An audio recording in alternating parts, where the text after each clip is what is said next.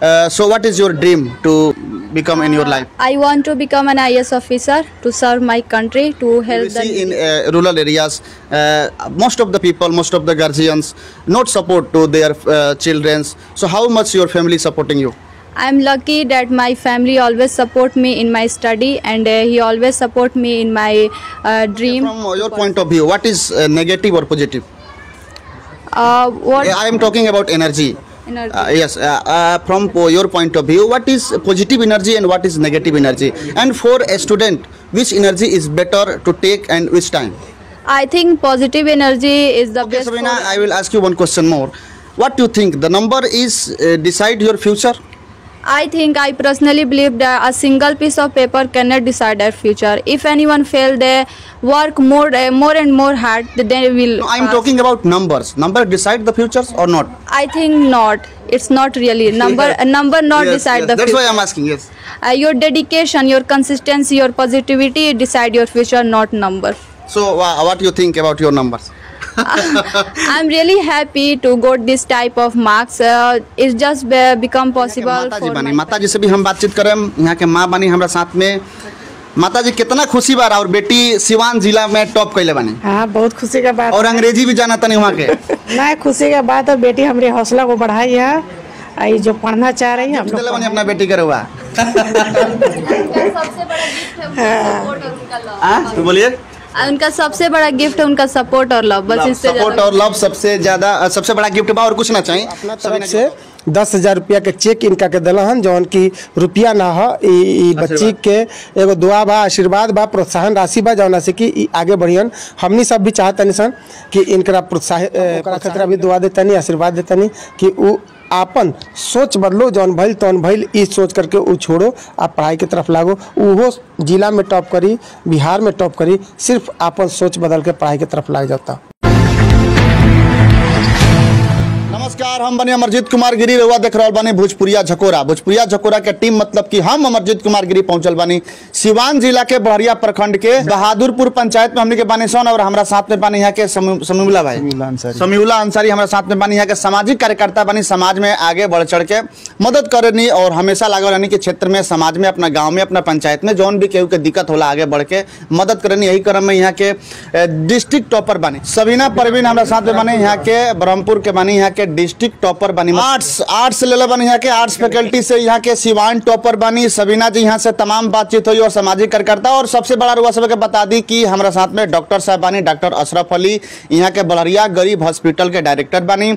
और हमेशा लगातार समाज में लगा रहता नहीं, डोर टू डोर पहुँच के जे भी पुकारा था अपना क्षेत्र के और क्षेत्र से बाहर भी, बलरिया से बाहर भी जे भी पुकारा था, डॉक्टर साहब हमेशा 10,000 के चेक भी दिया बा। समीउल्लाह अंसारी के द्वारा 10,000 के चेक दिया बा। देख सकता नहीं वहाँ पर कि प्रोत्साहन राशि बा एगो कि यहाँ के पढ़ी आगे बढ़ी। जो डॉक्टर साहब सबीना के का आशीर्वाद दे? सबीना के तरह बहुत ही हमारा शुभ संदेश बा, बहुत ही खुशनसीबी के बात बा कि सबीना पूरा सिवान जिला में 447 नंबर लिया करके टॉप भइल बड़ी। इनका से हमार बातचीत भइल है तो इनकर सोच बा कि ई कमीशन करिहन, UPSC करिहन। इनकर यह सोच बा कि हम ह्यूमैनिटी में जाके समाज के सेवा करी। समाज के सेवा करके बहुत सार्थक उद्देश्य बा इनकर। तो बहुत खुशी के बात बा, ये अपन पहला पैदान पर अपन पहचान दे देली। IAS में उच्चतर मार्क्स लिया करके जब पूरे जिला में ये सबसे उच्च मार्क्स लिया बड़ी सिवान जिला में। आई ब्रह्मपुर गांव के नाम रोशन कर बड़ी, बड़हरिया प्रखंड के नाम रोशन कर बड़ी। में हमन के बहुत प्रसन्नता बा। ये प्रसन्नता के तहत हम इनका के बहुत ही दुआ दें।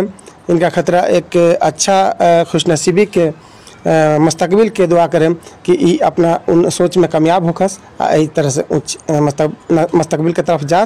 सबसे बड़ा खुशी के बात बा कि समीउल्लाह अंसारी जी जो ये बहादुरपुर पंचायत के एगो समाज सेवी बने, सोशल वर्कर बने, वो अपना तरफ से 10,000 रुपया के चेक इनका के दिलहन जौन की रुपया ना हो ई बच्ची के एगो दुआ बा, आशीर्वाद बा, प्रोत्साहन राशि बा जौना से कि आगे बढ़ियन। हमनी सब भी चाहतनी सन कि इनकरा प्रोत्साहन मिलत रहो आ ई अपना कामयाबी की तरफ बढ़त रहो। डॉक्टर साहब एक और सवाल 2 मिनट में खत्म कर दें। हम चाहते हैं कि जैसे कि फेल हो गए जे कम नंबर आयल, हम चाहते हैं कि 2 शब्द वो लोग के खातिर भी बोल दी कि जे पास भेल ओकरा खातिर हमने के बतियाते बने सन, अच्छा कहते बने, लेकिन जे फेल हो गइला चाहे कम नंबर आयल बा, डॉक्टर साहब तनी ओ लोग खातिर कुछ कहती कि वो लोग का हौसला तनी बढ़ जाओ। जी, बड़ी खुशी के बात बा। देखी failures is the success of pillars, ये लोकोक्ति जौन बा ई लोकोक्ति कहानी केहू सक्सेस पर नहीं बनल, जौन भी कहानी बा जे फेलर बा ओकरे पर बनल बा। तो ओकरा खतरा हम ई जरूर कहम कि फेल भइल कोनो बुराई ना हो, जे पढ़ेला से ही फेल होला, जे ना पढ़ी से का फेल करी। आ जे फेल भइल ओकरा आगे एगो झटका लागल, एगो ठोकर लागल, आ ठोकर यही खतरा लागेला कि आदमी ठोकर लागला के बाद संभलो, अपने आप के संभालो। तो जीवन के ई सब लागल बा जीवन में, तो हर एक आदमी के समझे के चाही कि अगर वो फेल हो गई तो उ आपन परिश्रम बढ़ाओ, आपन स्नेह मोहब्बत बढ़ाओ पढ़ाई के प्रति और आगे की ओर बढ़ो। हम ओकरा खतरा भी दुआ देतानी, आशीर्वाद देतानी कि उ आपन सोच बदलो, जौन भइल तौन भइल, ई सोच करके उ छोड़ो, आप पढ़ाई की तरफ लागो। उहो जिला में टॉप करी, बिहार में टॉप करी, सिर्फ आपन सोच बदल के पढ़ाई की तरफ लाग जाता। बिल्कुल डॉक्टर साहब कहते हैं कि सोच बदलना की जरूरत बा। जब तक सोच ना बदली तब तक किस्मत ना बदली, जब तक सोच ना बदली तब तक आदमी आगे ना बढ़ी। डॉक्टर अशरफ अली साहब कहते हैं कि सोच के बदलना की जरूरत बा। सोच बदल जाए तो दिशा और दशा दोनों बदल जाए। समीला भाई का आशीर्वाद दें सबीना के? देखिए, हम सबसे पहले तो इनका बहुत बहुत धन्यवाद बा कि इतना उच्च अंक सिवान जिला के नाम रोशन करी। जौन हम तक बहादुर पंचायत काफ़ी ग्रामीण क्षेत्र है, यहाँ के जौन ब्रह्मपुर गांव बा काफ़ी उच्च नंबर आई, काफ़ी दिल से धन्यवाद। ऐसा विश्वास करता नहीं कि IAS IPS जौन निकाला सिंगर जो इच्छा बा वो पूरा होगो। हम सोचे नहीं कि जो लड़का बहादुर पंचायत में जो उच्च स्तर से नंबर लिया होता है हम हर साल प्रोत्साहन राशि देनी, चेक देनी, और सम्मान करनी और हौसला अफजाई करनी कि इनमें कोनो कमी ना हो लड़का संग जाकि आगे ही पढ़ाई कर सकें। बहुत बहुत धन्यवाद। चाणक्य स्टडी सेंटर के डायरेक्टर जौन की बढ़िया में बा, चाणक्य स्टडी सेंटर फिर से बता दी बढ़िया में बा, उसका डायरेक्टर हमारे साथ में बनी औरंगजेब सर का आशीर्वाद दें सबीना के? देखिए, हम लोग का तो बहुत आशीर्वाद रहेगा। आज ही मुझे पता चला कि ये डिस्ट्रिक्ट टॉपर है और ये हम लोग के लिए बड़ी गर्व की बात है, क्योंकि हमारे क्षेत्र के जो बच्चियां हैं आज पूरे डिस्ट्रिक्ट में अपने नाम का डंका पिटवा रही हैं। ये हमारे लिए बड़ी गर्व की बात है। तो ये हम लोग का दुआ रहेगा, आशीर्वाद रहेगा कि ये अपने ज़िंदगी में सफल हुए और एक अच्छा मकाम हासिल करें। अभी हम लोगों ने इनसे बात किया तो ये अपनी ख्वाहिशात को जाहिर की कि मुझे IPS ऑफिसर बनना है। तो हम लोग की ये दुआ रहेगा कि ज़िंदगी में एक अच्छे IPS ऑफिसर बने और समाज की मदद करें। अब बात हुई सबीना से बात हुई। सबीना कितना नंबर बा टोटल? 447 मार्क्स। 447 मतलब कि 447 नंबर आइल बा। सबसे ज्यादा कौन सब्जेक्ट में नंबर बा? I got 98 marks in English, and which is the highest marks overall Bihar in English literature. How much? 98. 98. Okay. Now I will ask one question.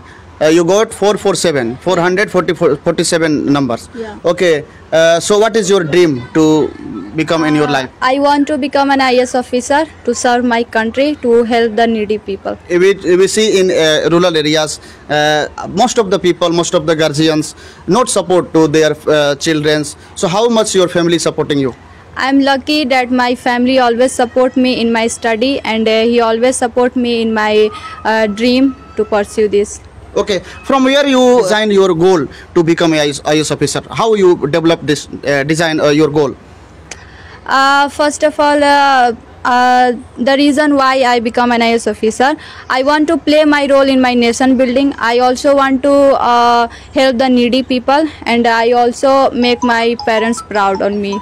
Your family, your mother and your father supporting you to send other places, other district, other cities for higher education? Yeah, it's reality that there are very restriction to girls to get higher education, but I am lucky in that case. My parents always support me, and I think they will send me to other place to get higher education, and I become an IAS officer. Okay, what message you pass for others who got more numbers or who failures? The message from my side, during preparation, we should follow the consistency and positivity in our study. If anyone follow these two rules, then they will become a topper in the next year. Okay, from your point of view, what is negative or positive? What I am talking about energy. energy? Yes, from your point of view, what is positive energy and what is negative energy? And for a student, which energy is better to take and which time? I think positive energy is the best for anybody, not for students. But I think if anyone fail in this exam, so don't lose their heart and keep it up, and hard work, they will become success in their life. And always be positive, never lose your heart. Okay, Sabina, I will ask you one question more. What do you think? The number is decide your future? I think, I personally believe that a single piece of paper cannot decide their future. If anyone fail, they work more and more hard, then they will. No, I am pass. talking about numbers. Number decide the futures or not? I think not. It's not really number. A number not Yes, decide yes. the That's future. why I am asking. Yes. Your dedication, your consistency, your positivity decide your future, not number. So, what do you think about your numbers? I'm really happy to got this type of marks. It's just become possible for my parents and also my teachers. They support me a lot, and that is the result of their supports. Thank you. Thank you very much. Welcome, welcome. तो यहाँ के सबीना जी रनी हो और अंग्रेजी में बातचीत भले देख सकते हैं कि डिस्ट्रिक्ट टॉपर बानी और यहाँ के ले रही है आर्ट्स और आर्ट्स से यहाँ के डिस्ट्रिक्ट टॉपर बानी मतलब कि सिवान जिला टॉपर बानी तमाम बातचीत भले देख सकते हैं और यहाँ के माता जी बानी माता जी से भी हम बातचीत करें यहाँ के माँ बानी हमारा साथ में माता जी कितना खुशी बार और बेटी सिवान जिला में टॉप कैले बानी हाँ बहुत खुशी का बात और अंग्रेजी भी जाना था नहीं वहाँ के ना खुशी का बात है बेटी हमारे हौसला को बढ़ाई है ये जो पढ़ना चाह रही है हम लोग पढ़ाएंगे इसके हौसला को हम लोग पढ़ाई में लोग यहाँ के चाहता नहीं कि यूपीएससी के क्रैक करके आईएएस बने के हाँ जो भी बनना चाह रही है हम लोग बनाएंगे का गिफ्ट दिले बनी अपना बेटी के रुआ तो बोलिए उनका सबसे बड़ा गिफ्ट है उनका सपोर्ट और लव, बस इससे सपोर्ट और लव सबसे ज्यादा सबसे बड़ा गिफ्ट बा और कुछ ना चाहिए सबीना जी बताओ तनी अब का यहाँ के हायर एजुकेशन खातिर घर से बाहर भी जाए के पड़ी भेजम तैयार बनी नहीं भेजेंगे भेजेंगे हाँ भेजेंगे बाहर भेजेंगे पढ़ने के लिए अच्छा और बेटा बेटी जो भी पास कैले अपना जिला के अपना क्षेत्र के अपना बिहार के वो लोग के का आशीर्वाद दे ना खुशी का बात है जो भी बच्चा पास हो रहा है सबका दिल खुश हो रहा है हमेशा बच्चा कामयाब करे जी जी तो यहाँ करन खुशी की बात है जी बहुत खुशी के बात बा यहाँ के सबीना के माता जी बानी और कहतन कि बहुत खुशी के बात बा कि हमार बेटी जिला में टॉप कैले बड़ी और जितना जिला के चाहे अपना राज्य के बेटा बेटी लोग टॉप कैले बा सब कोई के आशीर्वाद देता नहीं और सब कोई अपना जीवन में आप होखो अपन लक्ष्य के प्राप्त करो और लगातार बनल बा भोजपुरिया झकोरा ग्राउंड रिपोर्ट पर हमरे अमरजीत कुमार गिरी सिवान जिला के बड़हरिया प्रखंड के बरहमपुर गाँव से कैमरामैन अश्विनी कुमार गिरी के साथ धन्यवाद।